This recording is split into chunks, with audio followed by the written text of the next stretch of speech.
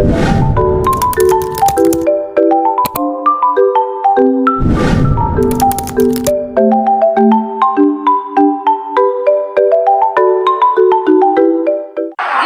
everyone. I am Gian Alustia from BN3B, the first presenter for today. So now, our topic is all about curriculum evolution through learning assessments. So here are the desired learning outcomes that is expected to discuss. First is explain how a curriculum can be evaluated through the assessment of learning outcomes. Second, identify the levels of learning outcomes vis-a-vis levels of assessment. Third, match the levels of learning outcomes with the appropriate assessment tools. And the last one is the interpret the value of assessment in terms of grades assigned. We have gone a long way in understanding, interpreting, and applying the concept of curriculum development. We will continue to understand that curriculum can be evaluated right in the teacher's classroom. So how does a teacher know that the students have learned from what has been taught? So many educational practitioners agree that the measure of one's teaching is indicated by what the children have learned. The teacher cannot claim that he or she has taught if the students have not learned anything. So now, let us find out in this lesson that assessment of learning is evaluation process that tells whether the intended learning outcomes through the teaching learning process have been converted into achieved learning outcomes.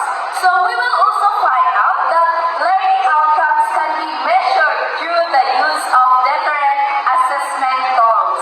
So first, let us find out what is PQF or Philippines Qualification Framework.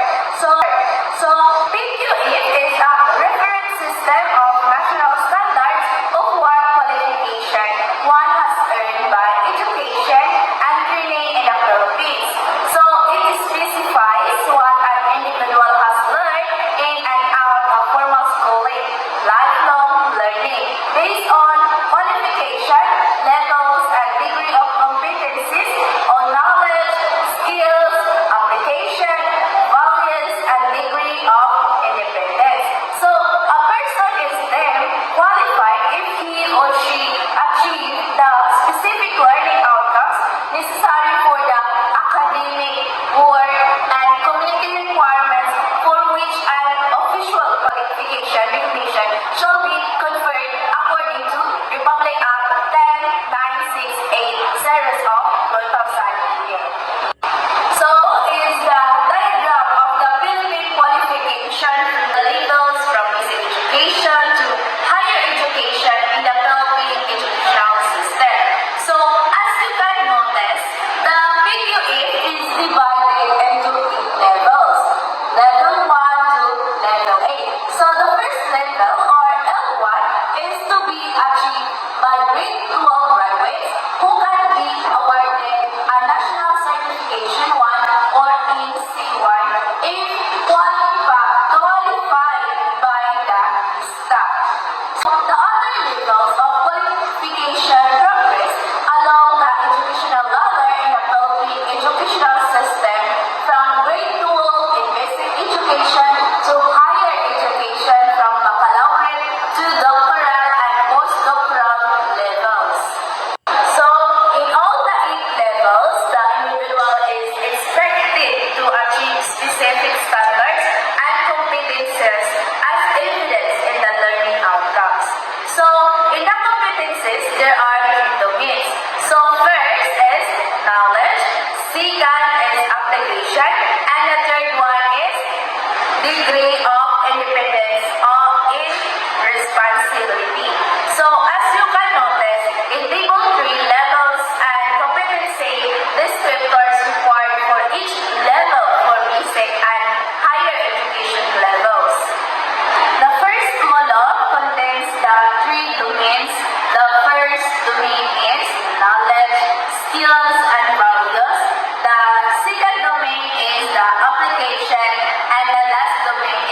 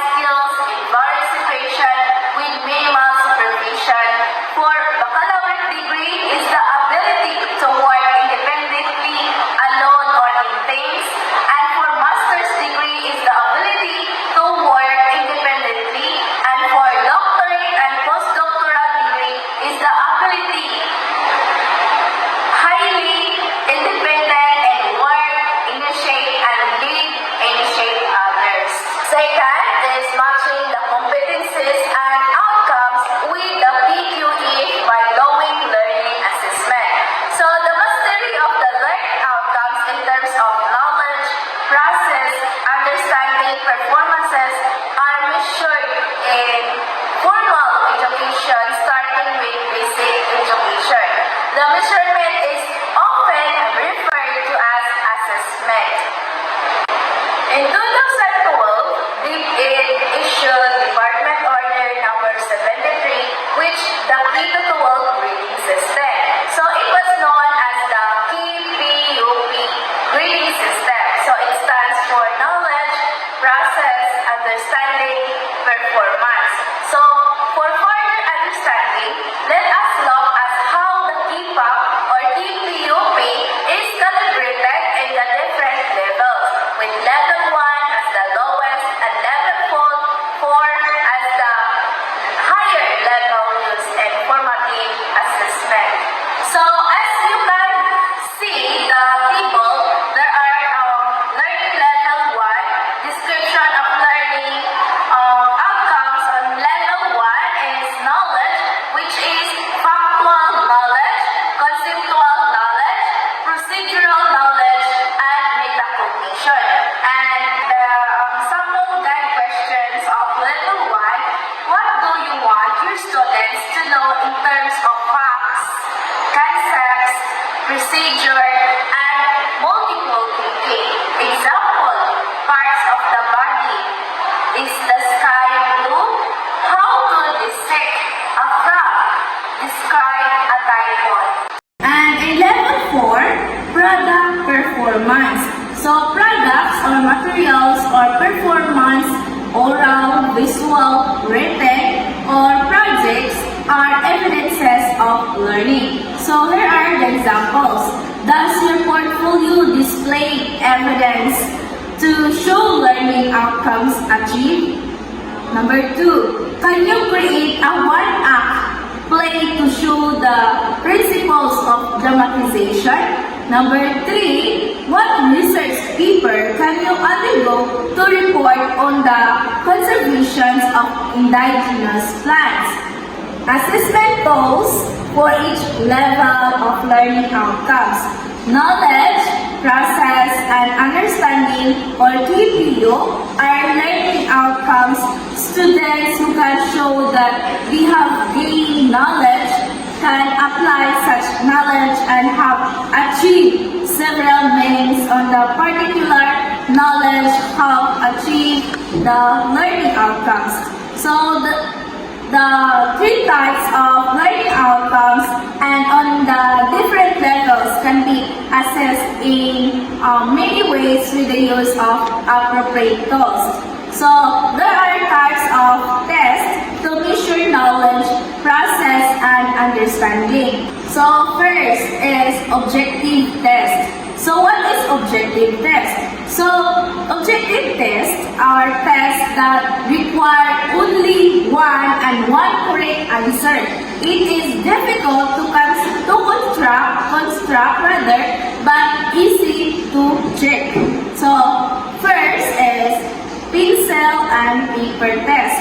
As the name suggests, the test is written on paper and requires a pencil to write. However, in modern times, a pencil and a paper test can also be translated to an electronic version, which makes the test paperless. So, second objective test is simple recall. So, this is the most common tool to measure knowledge. So, there are varieties of simple recall tests to include. So, first is fill in the blanks. Second is enumeration. Third is identification. And the last one is the simple recall. The third objective test is the alternative response. This is the type of paper and pencil test where 2 options or choices are provided. So the items can be stated in the question or a statement form. Example of these are true or false and yes or no. And the fourth objective test is multiple choice test. So this is the type identified as the most versatile test type. So because it can measure a variety of learning outcomes, it consists of a problem and a list of suggested solutions. The incomplete statement or the direct question is called the STEM. So the list of suggested solution in words, numbers, symbols, or phrases are called alternatives, options, or choices. So there should be 3 to 5 questions in each item. So the correct alternative is called the answer, while the remaining options or choices are called distractors, or decoys. Some multiple choice items are presented with a stimulus material. And the fifth objective test is matching type test. So in relationship that can be used in matching type test is persons, dates, terms, principles, parts, machines, diseases, achievements, historical events, definitions, illustrations, functions, uses, and causes. In matching type test, there are 2 matching type, which is the perfect matching type. Second is the imperfect matching type.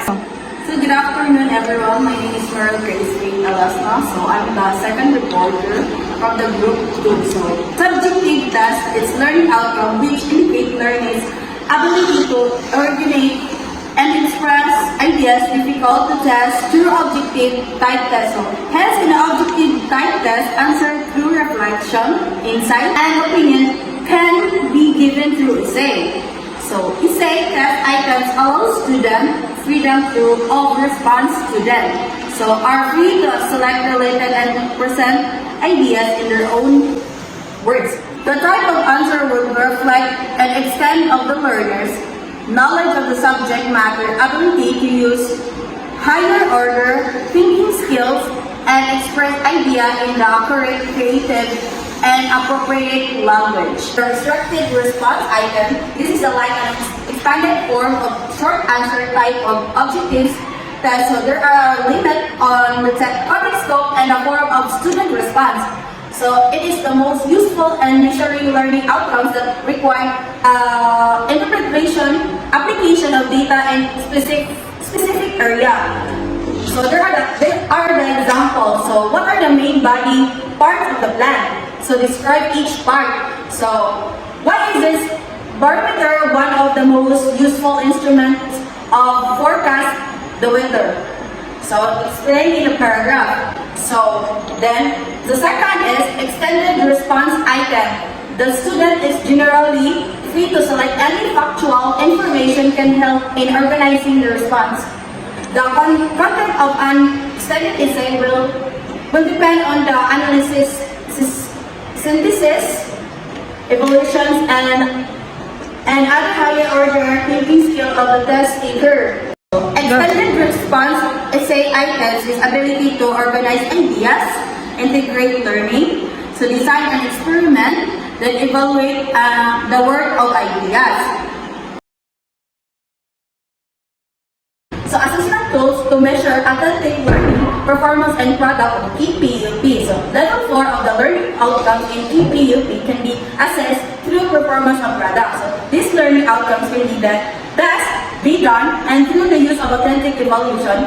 Authentic evaluation is a test that measures real-life task performance and actual products. The most common of the authentic assessment are the performance assessment and the use of the portfolio. So first is performance assessment tools, and first is a checklist. So it's a tool that consists of a list qualities that are expected to be observed as a present or absent. So this present is to be marked check, and the absence is marked X. So here are the example of the checklist. Second is the rating scale. So it's a tool that uses a scale is a number line as a basis to estimate the numerical value of the performance of any product. So the value of easier to score of the points and the whole number. So the most popular rating scale is called Likert scale. So here are the examples. So number 3 is a rubric for portfolio. So a portfolio is a compilation of the experiences as authentic learning outcome is presented, evidence, and reflections. To assist, the total learning experience is presented in a holistic package. An assessment tool called a rubric is utilized. So here is the example of the rubric of portfolio. So, level of assessment for the level of learning outcomes. So, level of assessment describe levels of the learning outcomes, which are number 1 is knowledge, number 2 is a process, number 3 skills, and the last is understanding.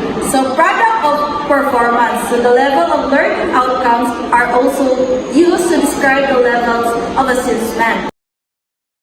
Placing value to assessment result from EPOP DO 73-2012 to written work, performance task, quarterly exam, or DO 2015. So while EPOP is still utilized in the grading system, however, it has been slightly modified by WW, PT, and QE.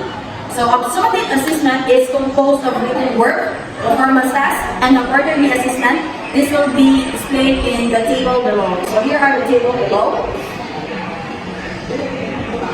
Grades at the end of the school year and how these are completed.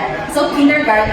So use a checklist, anecdotal record, and portfolio are used instead of numerical grades, which are based on a kindergarten curriculum grade. So grade 1 to grade 10 is a junior high. So the average of the quarter grades product at the end of the year grade, so the general average is computed by dividing sum of all final grades by total number of learning areas. So each learning area has equal weight. So these are the table. So the component, language. Here are the senior high school grading components.